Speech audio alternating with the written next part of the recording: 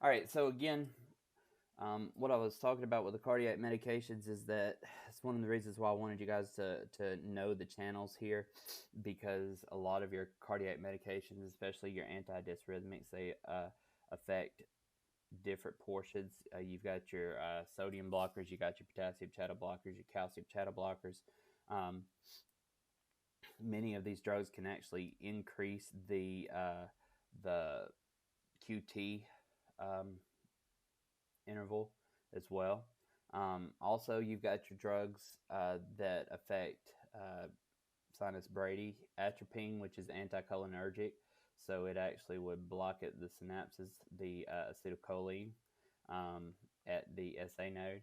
Then you've got your supraventricular meds, such as adenosine. We know that adenosine slows at the AV node, um, digoxin, which is a cardiac glycoside, and then verapamil, which is a calcium channel blocker as well. Now, deltazim could actually fall in this category as well because it works at slowing conduction at the AV node too.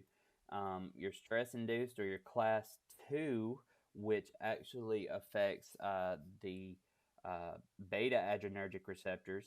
And so it depends on, with beta blockers, it depends on which beta adrenergic receptor they are affecting as far as what the outcome is with those. Um, but when it's all said and done, I think it's very important to really have a decent understanding of these medications, because they're medications that you're going to be given to a patient, and you should at least know what they're doing and not just why you give them. So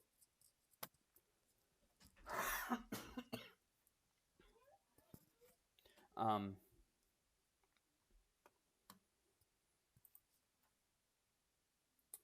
So, also, believe it or not, at this point in the class is really when we're supposed to be covering defibrillation and transcutaneous pacing and all that kind of stuff.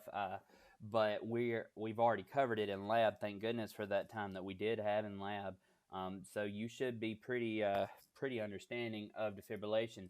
Do make sure that you understand the difference between a monophasic and a biphasic machine. Um, with monophasic having to deliver one shock at much higher dosages. That's the older type of machine. And then the biphasic delivers two lower dosages and is much more efficient. Um, Synchronized cardioversion is going to be different than defibrillation. Now, I know that y'all know all this stuff. I'm just wanting to review it with you. Is going to be different in defibrillation in that defibrillation is called unsynchronous cardioversion, and it delivers the electricity at the anywhere during the cardiac cycle, whereas with synchronized cardioversion, it delivers at the peak of the R wave. Now, you also can deliver synchronized cardioversion for a wide complex with a pulse, like a VTAC, as long as it is organized in single morphic. But a polymorphic VTAC, like torsades, you're not going to be able to cardiovert. Even if they do have a pulse, you're going to have to defibrillate because the machine cannot actually synchronize up on an R wave.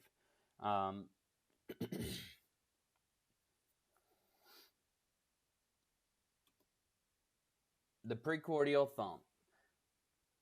The precordial thump. I remember one time I was doing clinicals in the ICU years ago, in paramedic school clinicals, and I'm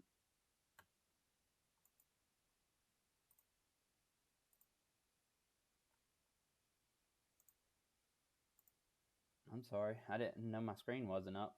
Um, y'all see my screen now? I'm gonna take that as a yes. Uh, I'm terrible at technology. Remember what, you don't you should see the presentation now. Do you not? Yeah, he's about to assault him. I think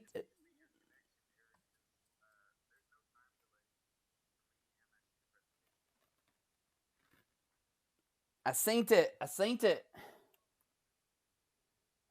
Well, yeah, I'll tell my story while you're doing that.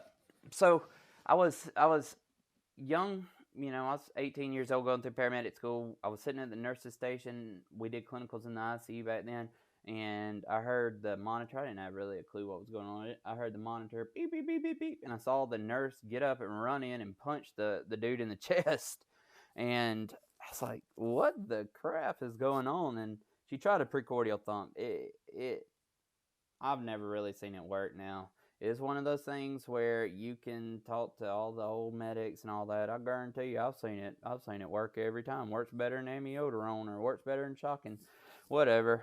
It's not an acceptable treatment modality in your cardiac arrest management. Uh,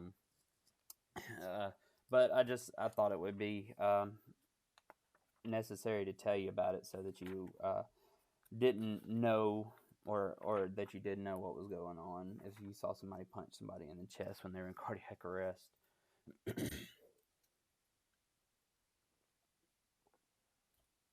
With TCP, just again make sure even with TCP and synchronized cardioversion, remember you want to make sure that that patient is comfortable if possible, and make sure that they can tolerate any type of analgesia or sedation medication.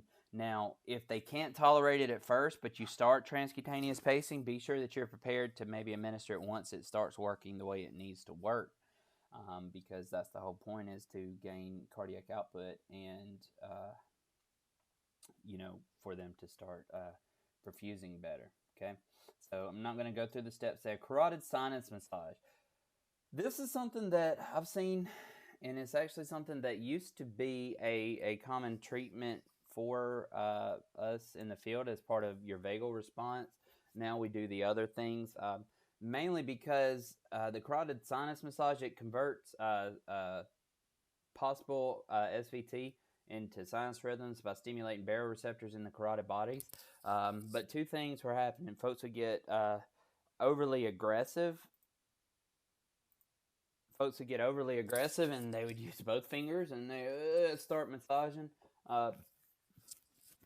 and then they would cut off blood flow to the brain. Or it might be somebody that has some plaque built up in the carotids, and so they're in SVT, but now you've caused them to have a stroke as well. So it's really, you can try to do other things first.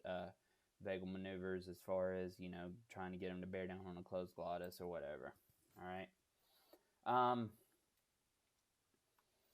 On the support and communication with your patients, it's very important, especially if they're having chest pain, that you treat chest pain, especially if they are within that area of like within that window of the typical population, treated as cardiac, any chest pain until proven otherwise. Also, if you've got a patient that you feel like is tried and true having cardiac issues, and they tell you that they're about to die in just a few minutes, they're probably going to. So you need to take them seriously. They know when their chest is hurting them really bad. Of course, you want to try to make sure that they don't do that, but you need to completely be honest with your patients when let them know what you're afraid of with what's going on with them. Also, there have been several circumstances where I distinctly know several circumstances that with folks that I've worked with before that got called out 911 chest pain. The person was stubborn. They didn't want to go to the hospital, sign a refusal, and then within an hour or two, or maybe later that night, you're going back and working a code on them. So there's a lot to say about your gut. There's a lot to say about that feeling that you got in your gut whenever you are treating a patient. And if something don't feel right, you need to make sure that you convey that to that patient, because It's a pretty bad feeling to get somebody to sign a refusal, and then a little bit later you're going back to have them in cardiac arrest. Um, so just make sure that you're dealing with your patients in the appropriate way. All right, so we're gonna go back just a little bit to the things that possibly could cause ACS. We talked about ACS with 12 lead, but backing up just a little bit to the things that could possibly cause ACS, coronary artery disease, the most common, one of the most common forms of heart disease. And obviously, if the coronary arteries become blocked with plaque and blood flow stops, then of course we are getting ischemia and all of that. So you can also have other issues where you have cardiac vasospasm that's not necessarily because of plaque. Because of reduced blood flow, maybe even a stimulant or drug induced like cocaine or something like that. All right. I'm going to see if this video will play really quickly.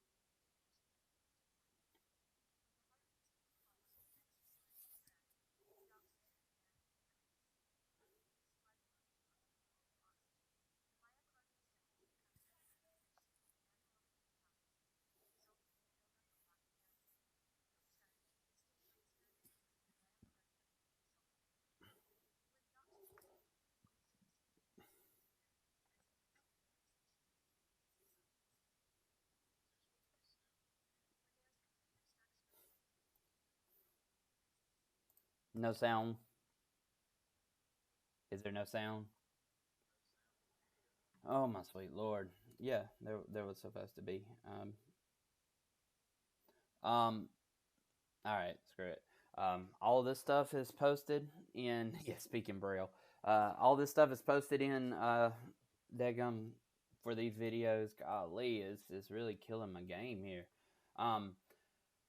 Know the difference between atherosclerosis and arteriosclerosis. Atherosclerosis, this is going to affect the inner lining of the aorta and cerebral and coronary blood vessels.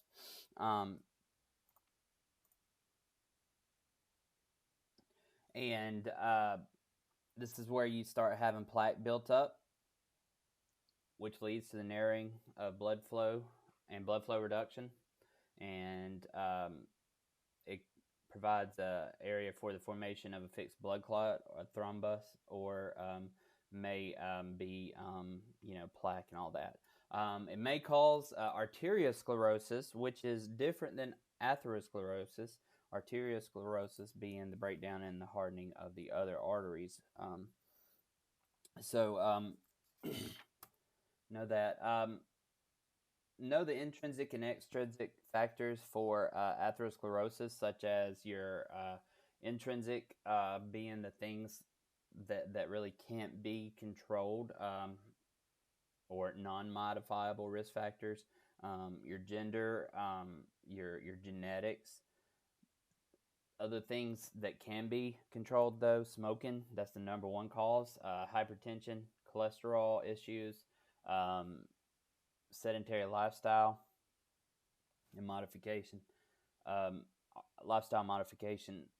Atherosclerosis is a major contributor to your peripheral vascular diseases. So there is a difference between coronary artery diseases and peripheral vascular diseases. Peripheral vascular diseases is going to be within the extremities, upper and lower extremities. This is where you get your DVTs and things like that, whereas your coronary artery disease is going to particularly affect the coronaries, which is going to be one of the main reasons why it's more prone to cause MI and chest pain. A couple of terms that go along with this, you've got the arterial bruits. You should have learned that in EMT when you were talking about assessing the neck or either listening in on a dialysis shunt, the swishing sounds heard over the carotid arteries. Claudication. So claudication, this is going to be severe pain in the calf muscle. You may also see redness or maybe even see like a pallor type palish color within the calf as well. So we know that that could be indication of DVT.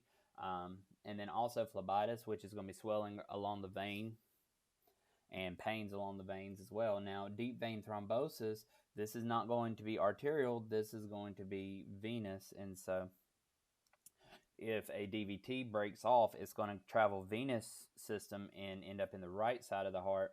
And then it's going to, make its way most likely around to either the pulmonary vasculature. If it makes it through the pulmonary vasculature, it could make its way up to the cerebral vasculature, causing stroke. All right.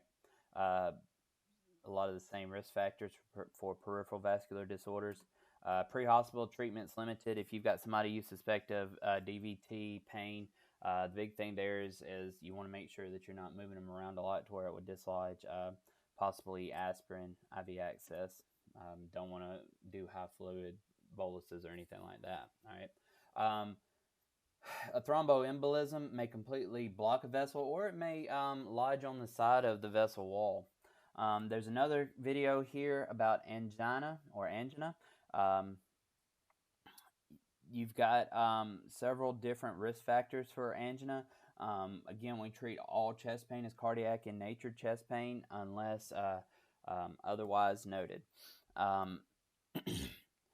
Your principal symptom of coronary artery disease is going to be angina. You've got stable and unstable angina. I was going to say just as the video mentioned just a minute ago, but you didn't hear the video, but lactic acid starts to build up within the coronaries because of the process of anaerobic metabolism.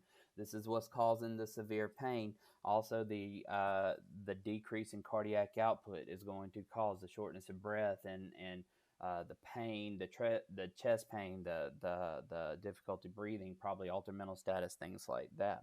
Now, there is a type of angina called Prinzmetal angina. Prinzmetal angina, which is actually almost like the heart attack version of a TIA. Prinzmetal angina caused by a coronary artery vasospasm, causes chest pain at rest, but then typically it resolves. But just like with TIAs, it could be a precursor to other things as well. So again, having chest pain, let's take it seriously. Even if it gets better, we're going to still follow the same guidelines there.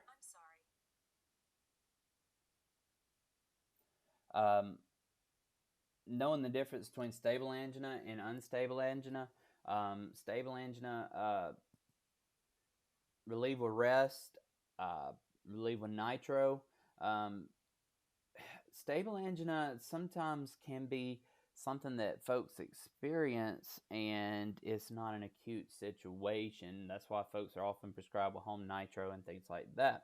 Unstable angina, though, this is going to be more of a sign of impending MI.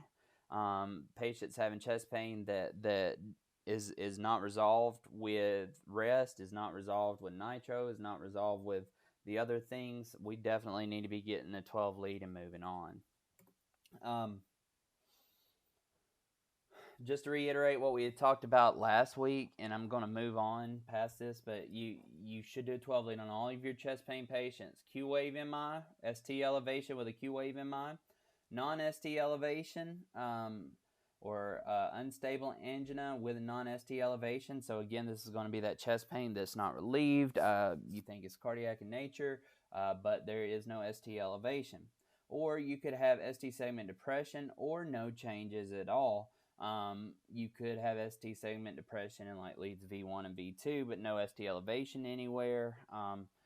But the bottom line is that if you do see changes, or if you don't see changes, if they're experiencing unstable angina, we treat it as unstable angina, and we treat it, according to your cardiac protocol there.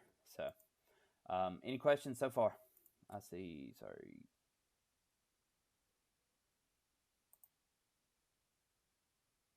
All right. Y'all hanging with me? All right. Cool.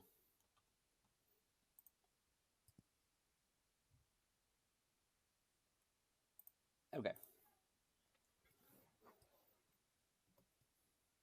So we didn't get real deep into the patho of AMI, so I do want to just quickly talk about the tissue and the wall, so that if you kind of see what you're looking at and why you're worried about the tissue and the wall there, then you can understand why recording on the horizontal plane would be important. Okay. The location and size of your MI depends on which artery is blocked, and I think I covered that pretty well, talking about the left side or the right side. You may have what's called a subendocardial myocardial infarction, where only the inner layer of the muscle is affected, or you may have a transmural. The transmural is going to be when the infarct extends all the way, so it's extended all the way, and it's really affected that rigidity of the cardiac wall.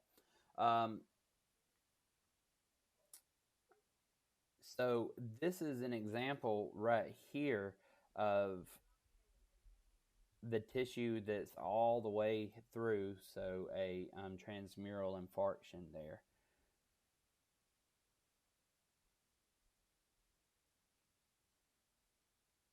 All right.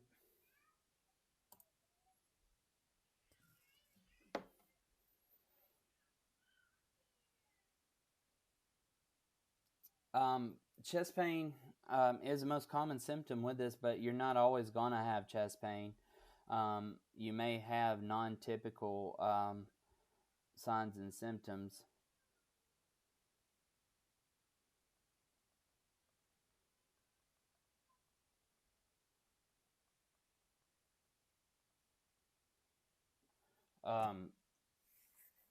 Patient often clenches his fist when describing the pain. You want them to describe it. Don't lead them with questions like, does it feel like an elephant sitting on your chest, or does it feel like indigestion or something like that? Y'all have heard my statement on indigestion before. Indigestion has killed a lot of middle-aged stubborn men because they won't go to the hospital because it'll get better once I take some Tums. But it doesn't, even after a couple of days. Other type of patients that may not experience the typical signs and symptoms are going to be women. Oftentimes will not experience your typical signs and symptoms. They may present with nausea, lightheadedness, weakness, tiredness. I actually had a patient in the ICU that she was just up there, us monitoring her after she had been working in her yard all day long, raking and all of that. And as she was laying down that night, she had started feeling some pain in her back, and she thought that it was just muscle spasms or pulled muscle or something like that. It was nothing that would even give her any type of indication of MI or anything like that. And so she it kept getting worse and worse though, and she went to the urgent care just thinking they would give her some muscle relaxers, but thank goodness they were onto something there, and they actually did an EKG on her and then sent her on to the hospital, and she ended up in the cath lab with massive STEMI. I don't remember exactly where the STEMI was, but she ended up in the cath lab with massive STEMI, and the only pain that she felt was like lower back pain from that felt like a muscle spasm or a pulled muscle. So it may be non-typical pain. So one of the things that you're really going to have to really work on in your paramedic practice is really putting together these different types of calls that you've run and that you've seen, and really developing your intuition on this, because sometimes that intuition may be the only difference between a refusal and then them calling you back, or somebody calling you back later because they're in cardiac arrest. um, so a lot of times with AMI, you're going to see signs of left heart failure, maybe pulmonary edema, maybe it could be hypotension or hypertension because of the anxiety and the pain and all of that. The feeling of impending doom, though, like I mentioned earlier, the feeling of impending doom for somebody that is actually experiencing these issues, you need to take that very, very seriously. If they have already taken a nitro, make sure you ask them how much they've already taken. They've already taken their aspirin, ask them how much they've already taken, and then at least match the dosages to get you the right pre-hospital dosage with the aspirin or the nitro. Make sure it's in date too, because expired nitro, stale nitro is not going to be any, it's not going to be worth anything.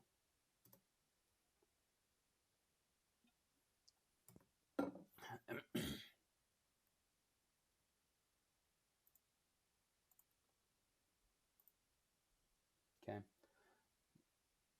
Just make sure you're taking notes of the different things with your patient's left-sided heart failure sign, right-sided heart failure sign, and I'm going to get into that in just a minute too. Okay. So your treatment goals, like we had talked about last week, limit the size of infarct. Do this by administering aspirin. Keep that clot from getting bigger. Do this by administering nitroglycerin. Open up the coronary arteries to allow for more blood flow.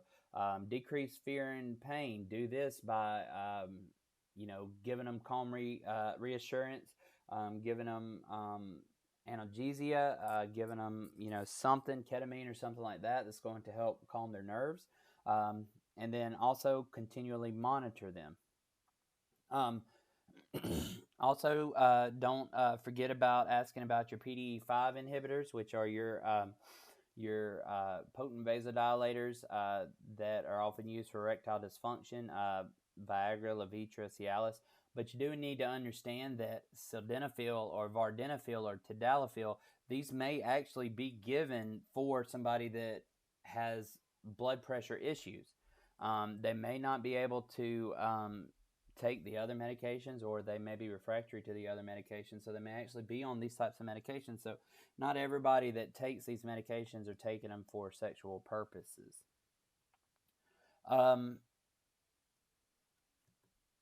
I mentioned the dosages on morphine and fentanyl and all that last week. One of your big things, though, that you've got to be thinking is reperfusion therapy. So time is muscle. You want to get them into the hospital as quick as possible. You want to get them to the cath lab as quick as possible. So one of the things that you're going to need to do is really get a good 12 lead, get that sent on to the hospital, and get a good assessment and a good report. The less time that they can spend in the hospital, in the ER, and the more time that they've got to get, or they're able to get to the cath lab, then they are, going to be much better off.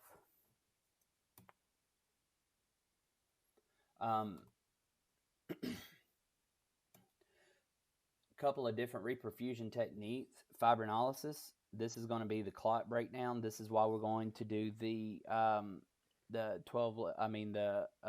pre-hospital fibrinolytic checklist.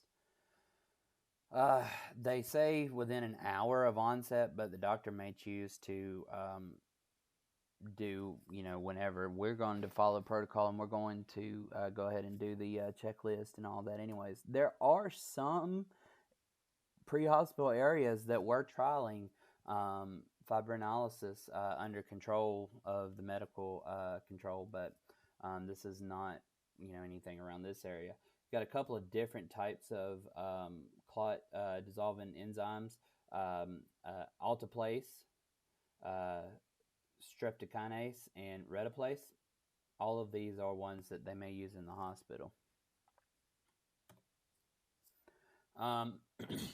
PCI, this is what you probably saw in the cath lab for those few of you that did get to go. A couple of things that they may do within the cath lab. They may go in, they're going to shoot the dye to try to find out where the clot is, and then they may go in and just do a balloon in some situations where they just balloon out and open up the vessel. Most situations, they usually put a stent, like you see there, which is a metal mesh that actually has medication like impregnated in it and on it to keep it from forming a clot, and that's to keep the vessel open right there. So it opens the block artery. So another video, I would do these. I would open this up and look at those videos if you have time. This is just an example of the pre-hospital checklist for your 12 lead. I'm sorry, not for your 12 lead, for your STEMI.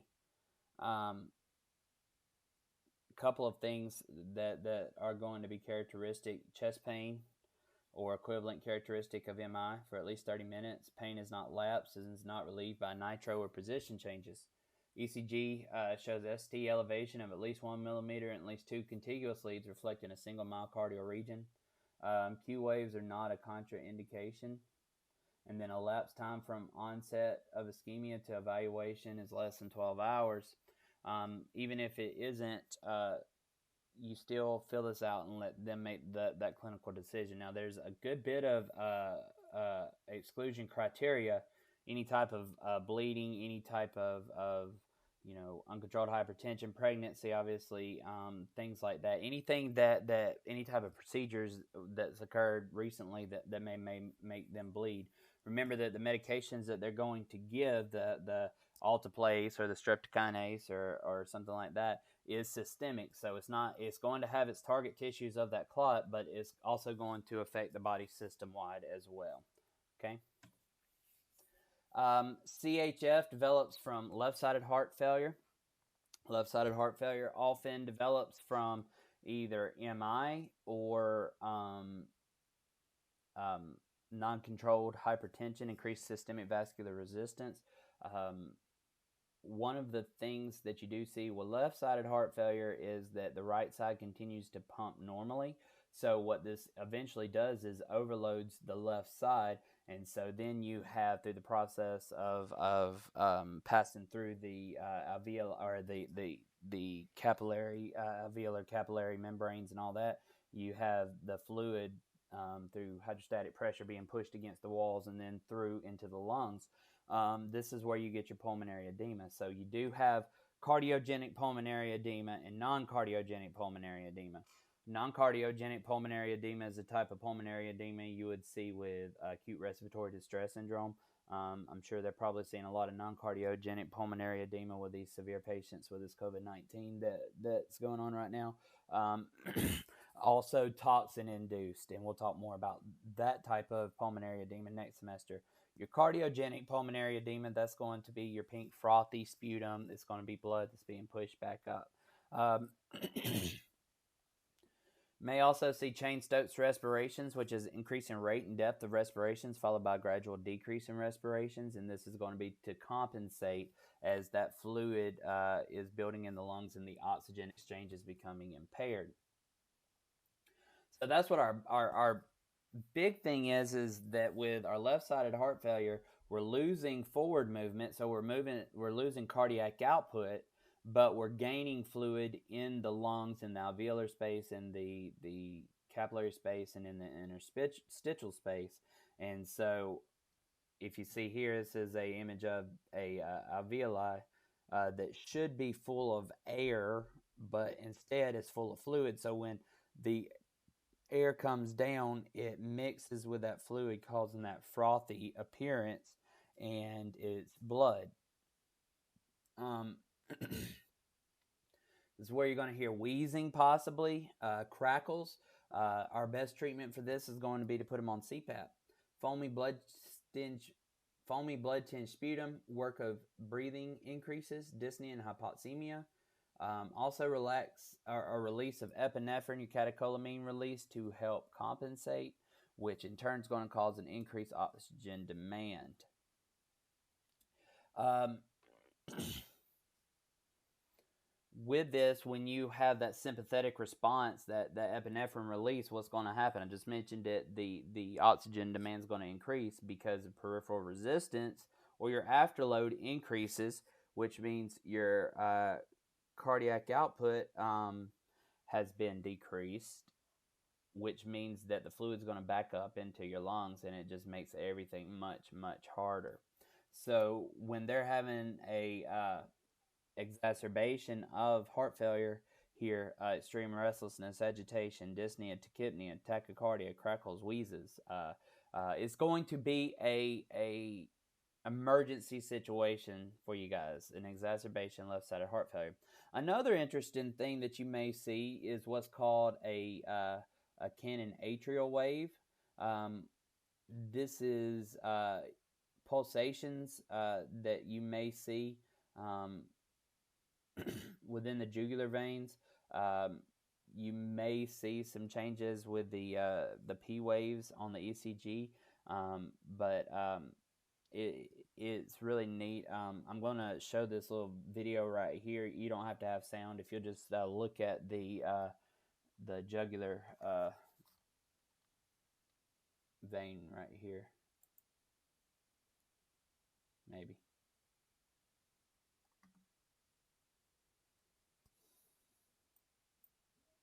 Well,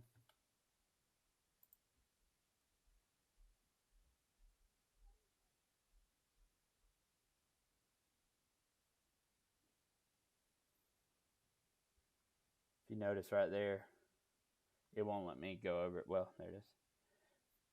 If you notice that he had those pulsations in his jugular vein there. Let me play it again, if it will.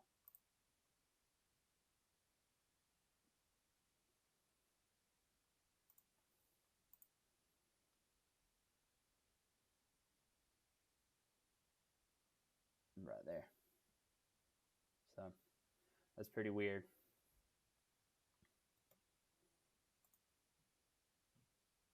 So your management for left-sided heart failure is going to be improving oxygenation, decreased workload of the heart, trying to move some of that fluid out of the space where air should be.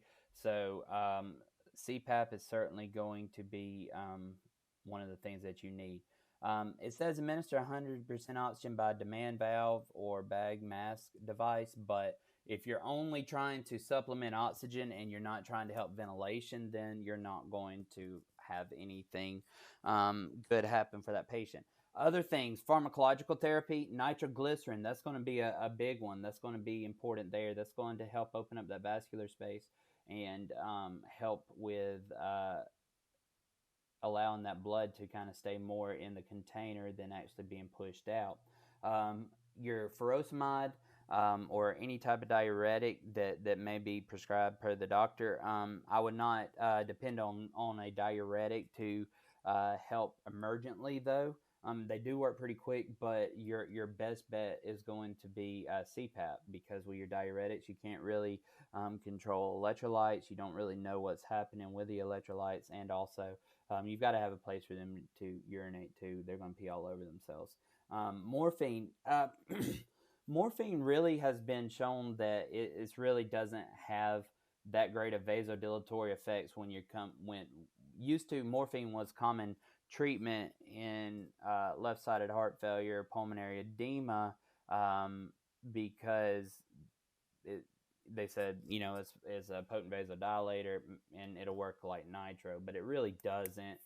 If you're giving morphine in this situation, you're really giving it more for the analgesia and the feel-good effects. Your bronchodilators, if they're wheezing, but remember, if the wheezing is not caused by bronchoconstriction, but because of edema or pulmonary edema, it's not really going to do a lot in this case as far as fixing wheezing and things like that. Now, they may also require a vasopressor, such as dopamine, if their heart just becomes so overloaded and you lose that cardiac output, they become hypotensive and things like that. All right. Mentions transport the patient with legs dangling. That is to help with the fluid and gravity pulling it down. it can support the body while then the other thing is if they're in heart failure, there's no reversing it, so they may have to get what's called an Lvad. An Lvad essentially, there's two reasons why somebody might be prescribed an Lvad. Either they are on the transplant list and they are waiting for a heart, or they're not eligible for a transplant and they are they're given this to extend the quality of their life for a little longer. It is a battery operated pump. It's sometimes implanted during heart surgery for people who are waiting for a heart transplant. It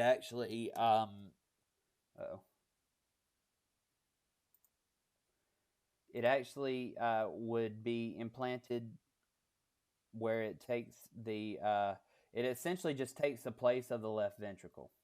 All right, so goes through and then it gets to your left atria, and then it actually pumps through into the aorta. So it actually essentially takes place of all of the big things that would be necessary for your heart to continue getting blood to the body. Because Lvad assumes pumping function of the left ventricle, the patient may have no palpable pulse or measurable blood pressure. So you're going to have to, it'll be obvious that they have this. Don't assume that you're the expert on the Lvad. You should, if there's an Lvad in the area where you're working in your service area, typically the vendor of that particular Lvad will come to the area first responding agencies and the ERs and stuff and do training on them. Many the patients with Lvads advise emergency services agencies so that the personnel can be made aware of their special equipment needs. Just like I said, it is important to be, to understand that. Now,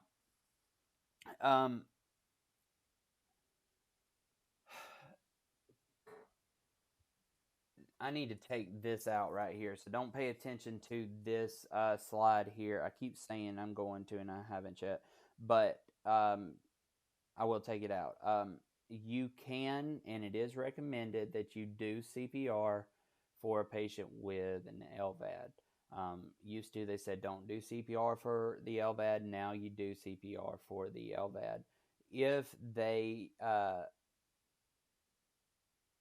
if you it does say here procedure for defibrillation and cardioversion will be specific to Lvad and manufacturer's recommendations. American Heart Association just says treat it as you would a normal cardiac arrest. Okay.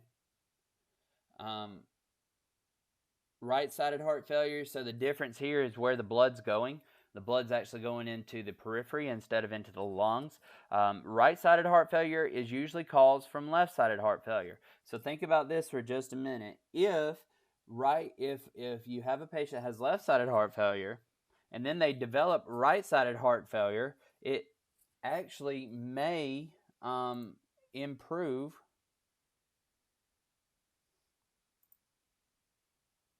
Dom said he lost power. Jeez. Okay. It may actually improve your left-sided heart failure. Why? Because now the decrease in output is decrease in preload. You've got a decrease in output from your right ventricle, so that's going to help with what's going into the left side, which in turn will lessen pulmonary congestion. Typically, you don't have acute exacerbations of right heart failure. You typically aren't treating a lot of patients that have right-sided heart failure as their main issue. Another thing that you might see with somebody with right-sided heart failure is going to be the extended neck veins. You may also see edema in the lower body. Also, an engorged liver or spleen. They may also have what's called the hepatojugular reflex, where especially in somebody that's real thin, you can feel their liver and you can palpate it, and it actually might push blood back into the jugular vein when you palpate it. So, Any questions there? All right, just checking in with everybody. Y'all still good? Y'all still hanging with me? Okay. All right, cool.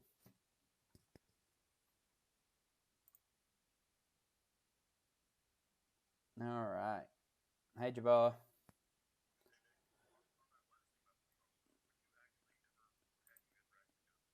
I've never seen it. I've never. It's just a reflex as mentioned in your book. That there's other things, that would be able to tell you, and that there's really not any reason. Your book does mention it, but that's just just like saying the JVD is part of it and all that. This is something you may see. Honestly, there's no reason to press on the liver if you can see everything else. So.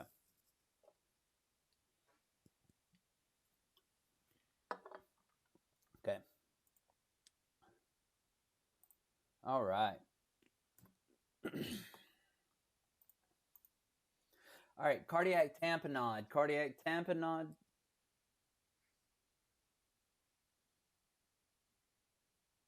Somebody have a question? Y'all good? Cardiac tamponade. The big issue here is that you got the fluid. Oh, forgot I had these headphones on. You got the buildup of fluid. It's going to affect your contractility. Old Frank Starlin's law is going to be affected here. And really, the main treatment for cardiac tamponade is going to be a pericardial centesis, which we will not perform in the field. But do know that you've got Beck's triad for cardiac tamponade. That's a test question favorite, Beck's triad. Muffled heart tones, hypotension, and JVD. All right, that's your Beck's triad: muffled heart tones, hypotension, and JVD.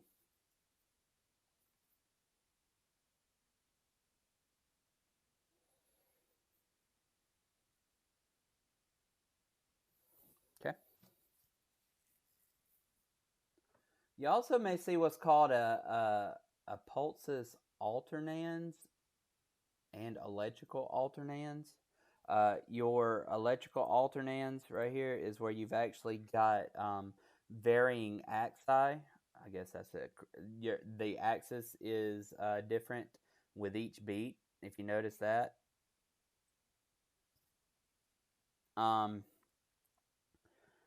Pulsus alternans is characterized by alternating strong and weak pulse pressures during a sinus rhythm, and then pulsus paradoxus is defined as a fall of systolic blood pressure of greater than 10 millimeters of mercury during the inspiratory phase. Often difficult to distinguish between cardiac tamponade and tension pneumothorax other than one particular thing, and that's going to be what? Yeah. With tension pneumothorax, you're going to have unequal breath sounds. $1 says I'll see that on a strip within the week. For a minute there, Dom, I thought it said $1 and I'll strip within a week. I was like, oh, you can log off.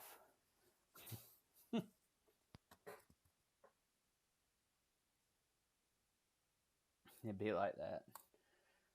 All right. So yeah, your treatment is going to be a pericardiocentesis. Nothing really we're going to do in the field, other than just be supportive of them there. All right. One of the important things, cardiogenic shock. Cardiogenic shock is going to be seen in your ROSC.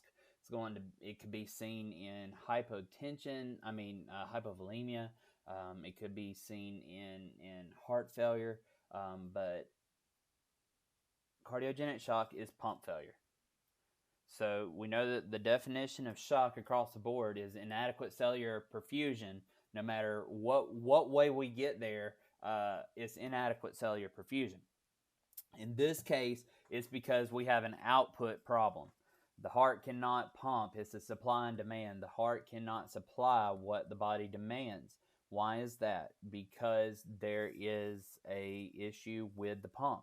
Um, the pump is broken, so you can have a pump, this pump in water, and on one side you can add all the water you want to, but if the pump doesn't actually create the suction and then actually force the pump out the other side, all you're going to do is continue to add fluid to one side of the pump, and that's typically what's happening here. This is one of the big reasons why you need to continue CPR for 2 minutes, even after you receive ROSC, because they're going to be in cardiogenic shock. They're going to, their heart has not been pumping well, and you can't just expect it to suddenly just take over again. So that's why you do want to do 2 minutes of continued compressions afterwards. Also, you're going to see the other signs that are similar to other signs of shock. And it all boils down to the body's trying to compensate. It certainly is not going to compensate very well in this situation. You're going to see a release of catecholamines that hopefully will improve the heart rate a little bit, may cause vascular constriction. But again, with shock, you've got several different modalities. With cardiogenic shock, it's not a fluid problem and it's not a distributive problem. It is a pump problem. You've got enough fluid. Your vessels would work fine with a constriction to provide the pressure and all that. The fact is that there's just nothing you can do with the fluid because the pump is not working. So what would be your goal? And somebody can pipe in here. I'll just to hear from you guys. What would be your goal in cardiogenic shock treatment?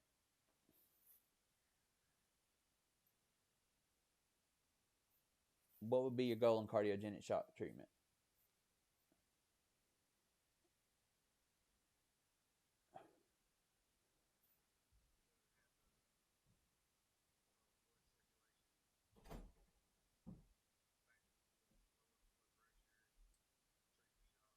Okay, all right. We don't want to lower blood pressure because your treatment is going to be focused primarily on your heart. What are you going to want to do in particular to the heart?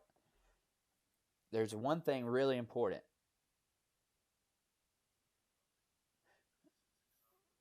All right, you want to get it pumping. It probably is pretty excited. If you were to look at the electrical conduction, it's probably pretty excited. But you want to get it pumping, and what there's another property there. Not there it is. There it is. So yeah, Andrew just he just said increase stroke volume. So yeah, that's exactly what you want to do. You want to increase contractility to increase stroke volume to increase cardiac output. So what drug are you going to possibly use for cardiogenic shock that you've got readily available? Dopamine. So this is where you would do a dopamine drip. Now, remember, in this case, though, this is different than if you were giving it for sinus bradycardia, because if you were giving it for sinus bradycardia, your main focus is to get that heart rate up. So you can give higher dosages where it starts affecting the alpha adrenergic receptors as well. In this case, though, we don't want to tax the heart any more than what we have to. So this is going to be the case where our dosage is 5 to 10 mics per kg per minute. Does that make sense? We're really just trying to get the inotropic properties of dopamine here. So yeah, that would be one of your big treatments there. The physician may order a trial of fluids. Now, one of the things that's always kind of got me is that American Heart Association recommends in the return to spontaneous circulation 1 to 2 liters of fluid, and then I still just struggle with loading somebody with fluid because of the fact that the heart just can't pump. So they may recommend a trial of 100 to 200 milliliters of saline to maybe help kind of get the prime going again, get things pumping again, but in true tried and true cardiogenic shock, they're going to need some kind of inotrope. May also consider Levophed Drip or a Epi Drip as well. The problem with all of these, though, even across the board now, it does have on this is, I don't agree with this right here, 2 to 20 mics per cube per minute. But the problem with all three of these drugs is what? What type of drug are these? Don't be afraid. Somebody. Yeah, they're sympathomimetics or sympathetic drugs. So it's going to increase the workload on the heart no matter what you give with these drugs. There's really not anything else there. So if you are going to give a perfect drug, what you would want to do is increase the contractility without increasing the excitability, but that's not really going to happen here. Okay? Questions? Nope. Cool.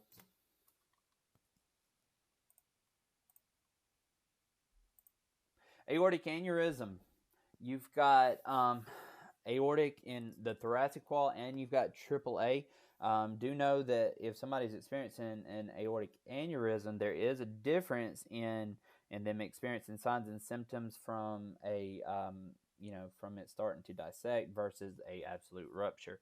If somebody ruptures an aorta, then unless they're laying on a surgical table with their chest open, there's really not a lot to do in that case that's going to prevent them from essentially bleeding out. Essentially, you start getting the weakening of the vessel walls. You've got your 3 layers of your vessels. You've got your tunica intima, your tuna media, and your outside tunica as well. Forgot the name of it just right off the top of my head, but essentially you've got the layers that are glued together, and as the pressure pushes against them, it just essentially separates. So you may actually have inner wall tearing of the vessel, but then your outer wall is still there. So this is what causes the ballooning out. Dissection begins after the intima, or the inside, is torn.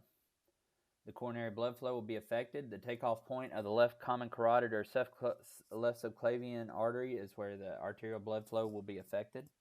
All right. If you start having an acute situation where they're dissecting, they may have sudden chest pain. You may see unequal blood pressures on the left and right side, especially if it's lower. If they've got a history of Marfan syndrome, which is an inherited disease that affects the body's connective tissue, one of the biggest threats of Marfan syndrome is damage to the aorta. Several famous people have Marfan syndrome. Michael Phelps actually has Marfan syndrome, which makes him so good at swimming. If you look it up, a lot of his features makes him very good at swimming. But Marfan syndrome is one of the risk factors for a dissection of the aorta. If you suspect aortic dissection, you certainly need to be very, very careful with them. Transport them very calmly, and you don't want to do any sudden jerking or any sudden movements or anything like that, because you don't want that aorta to actually rupture itself. So it says IV line and give crystalloid solution, but you don't want to have a fluid bolus running. Okay. If someone has an aneurysm that gets larger and larger and larger, rupture is going to be imminent with that. A AAA, this is when you learn in basic, if you are doing an abdominal assessment and you feel a pulsating mass, then this is where you would see that. as it expands, the symptoms begin with a sudden onset of abdominal or back pain. This is going to be in your AAA here. They also may have a fullness feeling, an urge to defecate. You may see this pulsatile mass. They may be normal intensive at first, but then you start seeing decreases in blood pressure and all that. This is where you do want to transport without delay. You may see unequal blood pressures on the left and right side, things like that. All right. Last few things here, hypertensive emergencies. So there are drugs in your toolbox to handle hypertensive emergencies. Typically, blood pressure at rest is greater than 140/90, but you've got to have more than just one reading for somebody to actually be hypertensive. So the big thing that where folks start becoming diagnosed for hypertensive syndrome is after their diastolic pressure stays very high and continues to stay high. The thing about hypertensive disease, uncontrolled especially, if it stays high, I've talked about the triad before, hypertension, diabetes, and renal failure, because it affects the blood flow to all of the important organs, your kidneys, your pancreas, all of that. Some of the things that you really got to be concerned about in the acute setting with hypertensive emergencies is going to be stroke. They start having severe headache, dizziness, weakness, epistaxis, tinnitus, blurred vision, acute elevation of blood pressure with evidence of end organ damage. Now, there's also, all right, hold on. So I just heard somebody. Did somebody just type something? Oh. Did somebody just try to ask a question or something? I heard a sound. I don't know. Okay.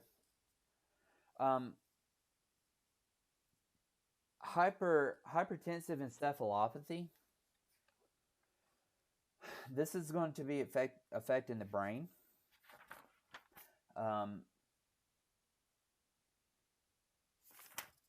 Hypertensive encephalopathy. I was trying to find it.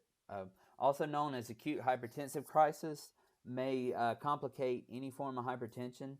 Hypertensive crisis is usually signaled by a sudden escalation of blood pressure of levels exceeding 200/130 millimeters of mercury. I mean, this is not compatible with life for very long. And so there's going to be a lot of things that go into this. This is a dire emergency for these patients, and we need to make sure that they get what they need. Now, you may be ordered to administer like a beta blocker or something like that. Their blood pressure needs to be controlled, though. It needs to be lowered in a controlled manner. We don't need to bring it down from 200 and something down to 120 just very quickly, but we do need to try to manage it. You may also you may be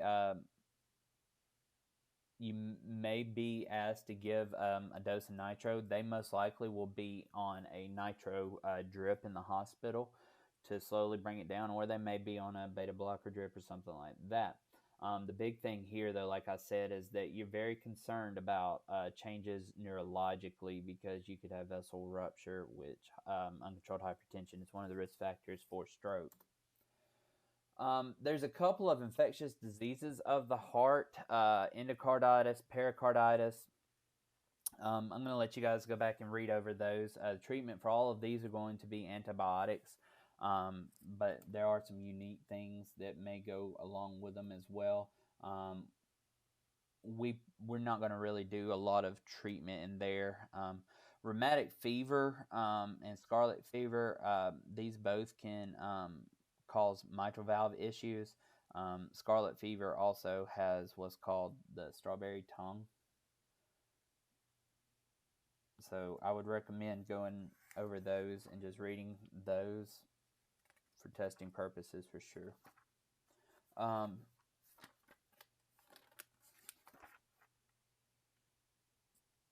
was just making sure that pretty much covered that stuff there. So I've got a little case study. I would really appreciate it if somebody would answer here if you can. You and your partner are called to the scene of a rural, can't say that word, a rural residence where you find a 57-year-old male who is complaining of chest pain. The patient reports a history of recent surgery that was performed to repair a fractured pelvis. Approximately 2 hours ago, he began to experience tightening in his chest discomfort, and shortness of breath. He now reports that he is nauseated. So with this patient, what are your initial considerations?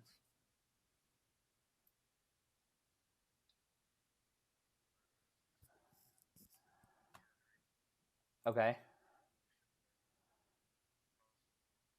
Yeah, definitely. What would you ask him as far as like since he's had the surgery? What would you ask him what he's been?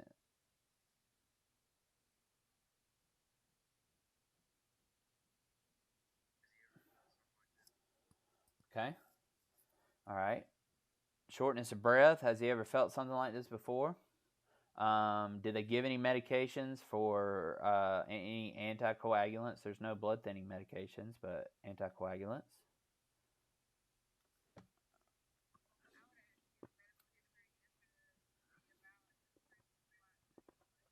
Okay. Yep. His history, Andrew. I got you. Your cardiac history.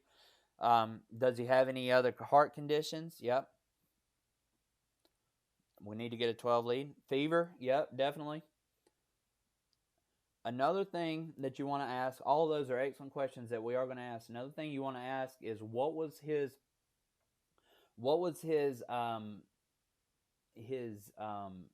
mobility? How much has he been moving around since that surgery? Has he just been laying around? Because one of the things that's very, very important is after surgery for you to move around. It helps bust up or it helps keep from getting any of those clots. Yep, here you go. Has he been active or bedbound? There it is. Um, so yeah, you want to get all of that information there. Definitely some good answers there. Um, Patient's level of consciousness, airway, breathing, and circulatory status as well. So your partner records the patient's vital signs as follows: 180 over 120. His pulse is 140. Respiratory rate is 32. And on the monitor, boom, bam. What would y'all call that?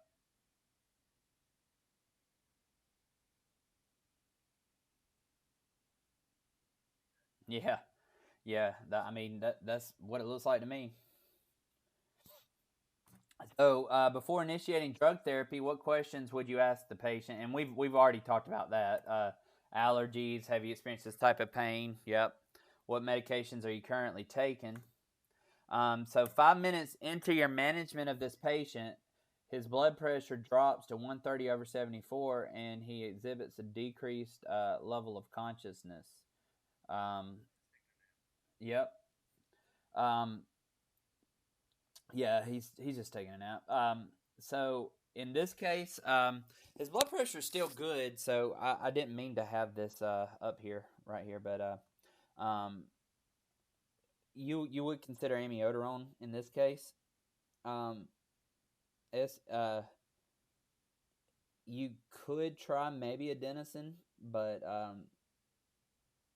amiodarone 150 over 10 minutes is going to be your best bet. And then if his blood pressure continues to drop, or if he starts to become unresponsive, well, he does exhibit a decreased level of responsiveness, and you probably want to consider cardioversion as well. All right, that was very anticlimactic right there, so sorry about that. So, in summary of all of what we've just talked about, most cardiac arrest victims have atherosclerosis or other underlying cardiac disease. CAD is a leading cause of death of adults in the United States. In cardiac tamponade, excessive fluid accumulates within the pericardium, limiting the heart's ability to expand fully. Cardiogenic shock has a high mortality rate. Aortic aneurysms are a great concern, with the most common complaint of sudden, severe ripping or tearing pain in the chest or abdomen.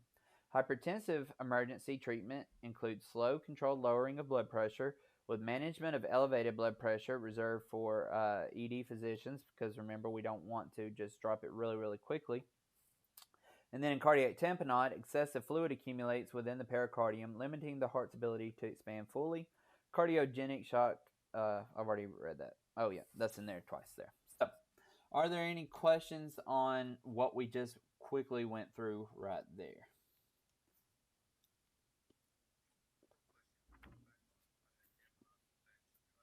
Mm-hmm.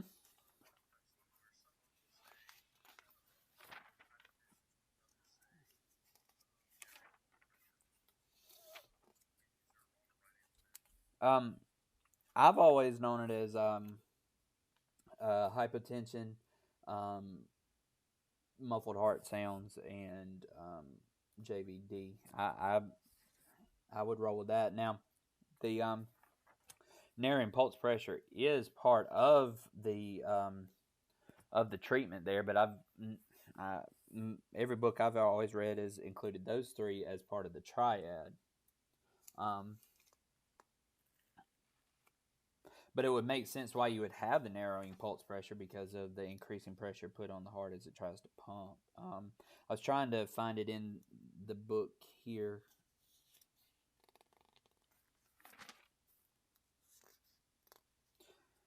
Yeah, so your book here is what I'm going to go with: JVD, hypotension, and muffled heart sounds. The narrowing pulse pressure is an early sign. Muffled heart sounds are a late sign. Any other questions?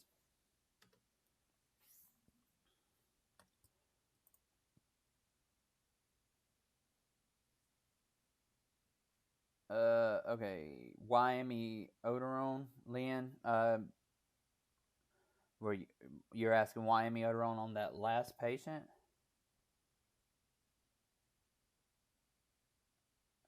Because it was a wide complex tachycardia.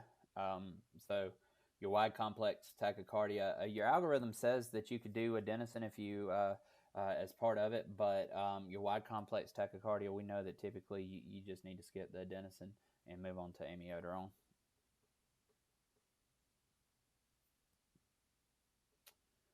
All right.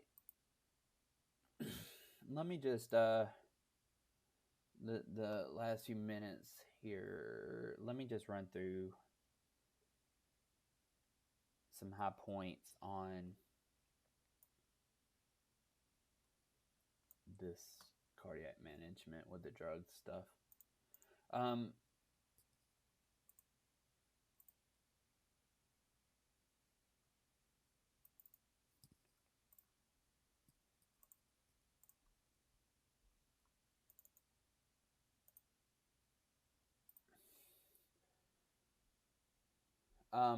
So with your cardiac management, now I'm talking about arrhythmia management. I'm talking about acute situation. They're experiencing a issue with the electrical conduction in the heart, which in turn is affecting the pumping of the heart. It always goes back to cardiac output. Use your stroke volume times heart rate equals cardiac output as your basis of all things to do with cardiac emergencies. What factor in the equation is being affected? That's the important thing. What factor within the equation is being affected? And the way that we figure that out is we ask, is it too fast? Is it too slow? Or is the heart moving at all? So is the heart beating too fast? So we are affecting cardiac output that way. Is the heart beating too slow and it's affecting cardiac output? Is it moving at all, which obviously would affect cardiac output? And then if it's a normal rate, then what other factor is affecting cardiac output? This is where you may have more of stroke volume type issues with like heart failure or something like that. So your two slows, I just want to review this with you guys. Your two slows, that's going to be your bradycardias. All right, so your sinus bradycardia is going to be your main one there. And remember, guys, please remember this. Please remember this. You always, always, always give atropine when you use the bradycardia algorithm.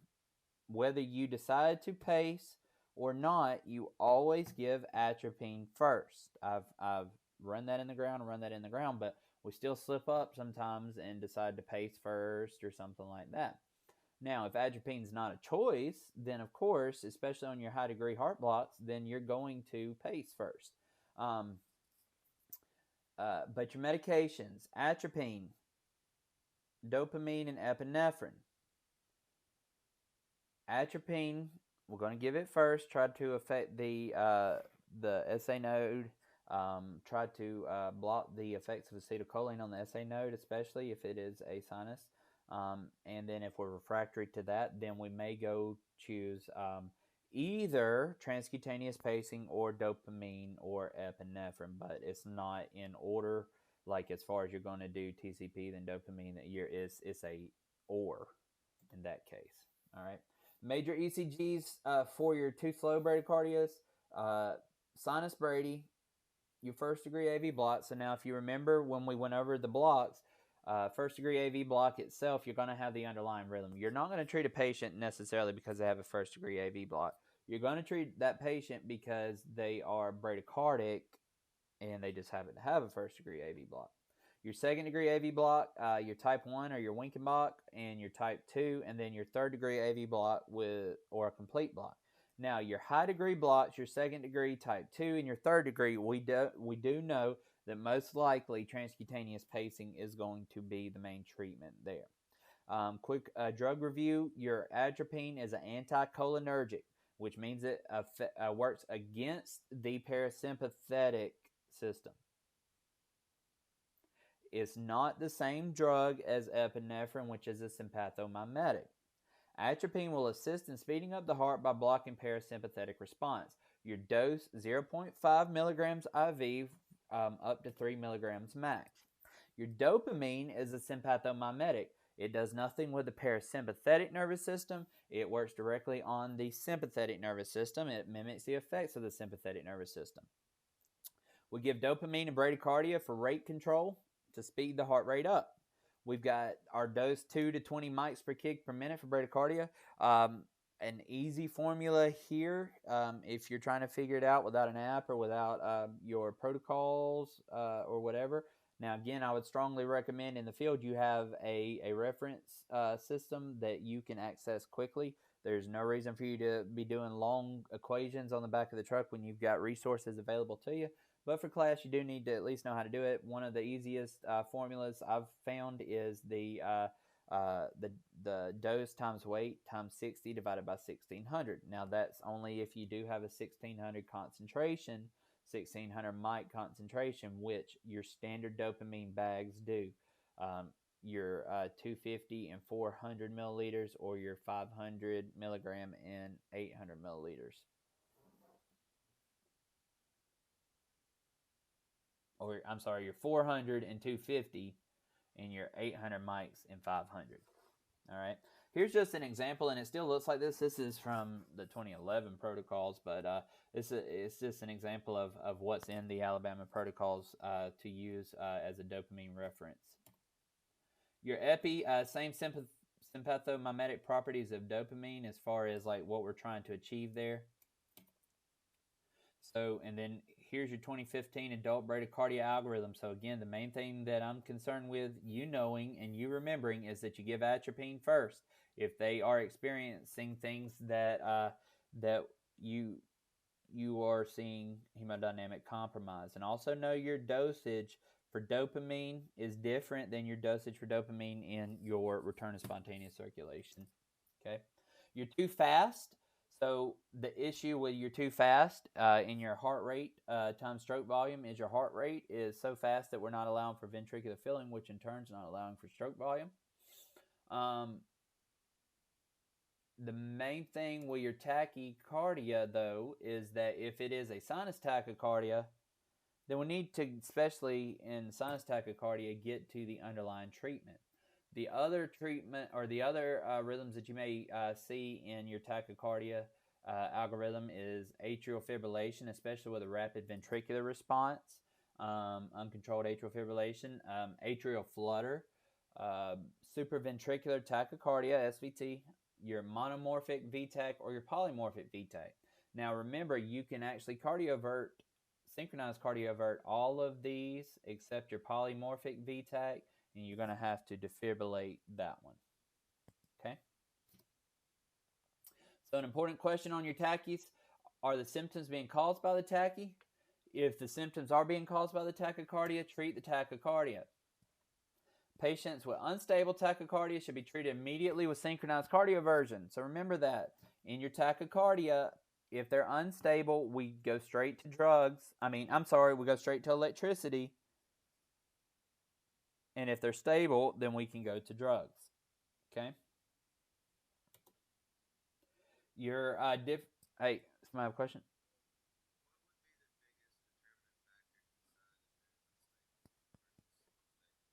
Hemodynamics, their blood pressure and their neurostatus are going to be very important. Now, I will say this, let me go ahead and find it real quick.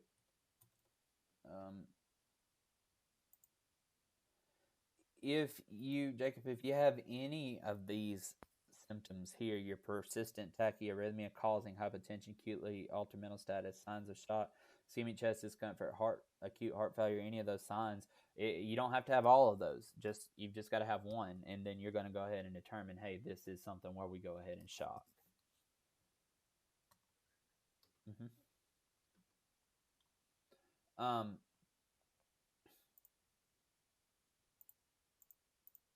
So real quickly though, your drugs for your tachycardia treatment, the main ones here, adenosine, diltiazem, your beta blockers, such as Sotalol or Labetalol, amiodarone, digoxin, verapamil, which is going to be a calcium channel blocker, and then mag sulfate for torsades. Adenosine should be used with the tachycardia algorithm when vagal maneuvers fail to terminate stable narrow complex SVT, given rapid IV, 6 milligrams followed by 12 milligram. The goal here is to slow conduction at the AV node. Your diltiazem or your cardizem is a calcium channel blocker which slows conduction, especially at the AV node. One of the things you got to be very careful with the diltiazem is going to be your peripheral vasodilation, which is going to cause hypotension. Your beta blockers, the AHA recommendation on your beta blocker algorithm is Sotalol. It's a type 3 antidysrhythmic with atrial dysrhythmias and life-threatening ventricular dysrhythmia, so it can work on both.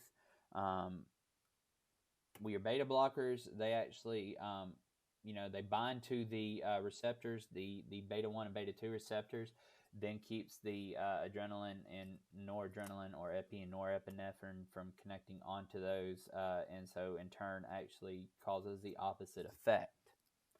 Amiodarone is a class 3 antiarrhythmic agent. Used for both supraventricular arrhythmias and ventricular arrhythmias. That's why it's really more of the preferred drug. It's more of the preferred drug for like your wide complex tachycardias. It can also work on atrial stuff, so you could use it with your atrial fibrillation with rapid ventricular response as well. Remember, with your atrial fibrillation, you need an antiarrhythmic, not necessarily a something that's going to slow conduction. Okay. For your dosing for amiodarone, if you're in cardiac arrest, 300 milligrams IV, followed by 150 milligrams IV. If you are in a tachyarrhythmia, it should be 150 milligrams over 10 minutes.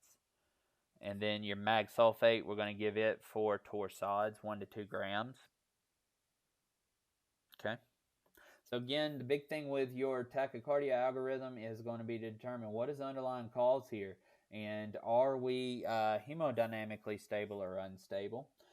Should we shock first, or should we give medications first? Follow that protocol. Also, always have this close by us in case you forget your dosages and stuff. But for now, you need to memorize the synchronized cardioversion dosages and your drug dosages. So I'll say that across the board for all of your American Heart Association algorithms. I want you to remember all of those drugs, definitely, and your shock dosages and stuff. All right. Last couple things quickly. Epinephrine, primary drug used in the pulseless arrest algorithm. Now, we're giving epinephrine not as a antidysrhythmic, but we're giving epinephrine for its potent vasoconstrictive effects and its ability to increase cardiac output. Now, I've asked this question before. Why do we give it in CPR? Somebody said to increase heart rate. Well, I don't really think it's going to increase heart rate if the heart's not pumping. But what it's going to do is it's going to act on the vessels, and it's going to cause vasoconstriction, which in turn will help as we're trying to pump and we're trying to perfuse the body through our compressions.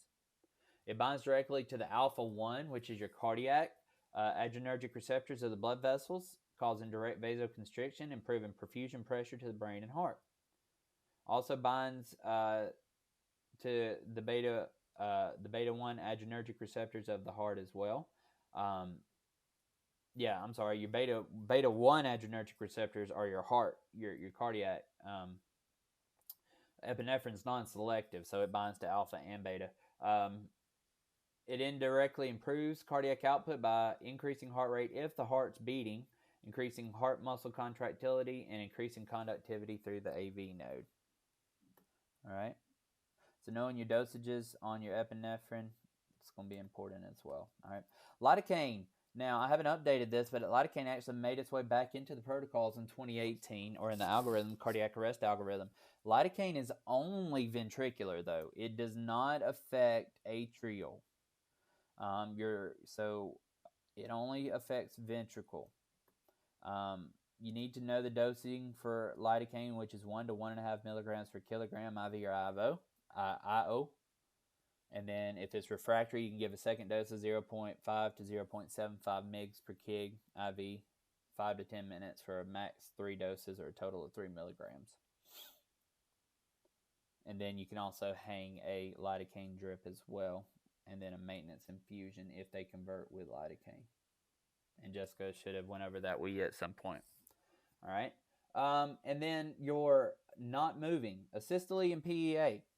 The thing here is that we're not going to really do anything different in our algorithm other than we're not going to shock and we're not going to give amiodarone.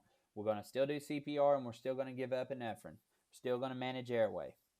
Nothing really that much different there. If you notice on the 2018 algorithm update, for your VFib and your pulseless VTAC, you've got shocking and amiodarone or lidocaine. For your asystole or PEA, you've got CPR, recheck, CPR, epinephrine. And then your return of spontaneous circulation algorithm, ROSC, you want to make sure that you are keeping a couple things in mind if you get ROSC. When was the last time they were down? What was the rhythm that they were in when you got there? Was it a shockable rhythm? And do they have neurofunction right now? If they don't have neurofunction and it was a shockable rhythm and it was a witness arrest, then they may be a candidate for targeted temperature management within the hospital. You do get return of spontaneous circulation. Your focus should be optimizing ventilation and oxygenation. The way that we do that is we monitor pulse oximetry. We'll also need to be monitoring waveform capnography. If you see a very quick rise in waveform capnography while you're doing compressions and CPR, then that should be an indication of return of spontaneous circulation. You also are going to want to support blood pressure. You're going to want to support hemodynamics. Get a 12 lead. Continue to get 12 lead. All right, and then make sure you've sent that off, and then consider your reversible causes, what caused them to go into cardiac arrest in the first place, because if we do not reverse those causes, they're most likely going back into cardiac arrest again. All right, and then this was that image that I went over earlier. Okay, so that was my spiel on the too fast, too slow, not moving at all, and then your other drugs. Your other diseases as well. So, are there any questions at this point? A lot of that should have been reviewed for you, so.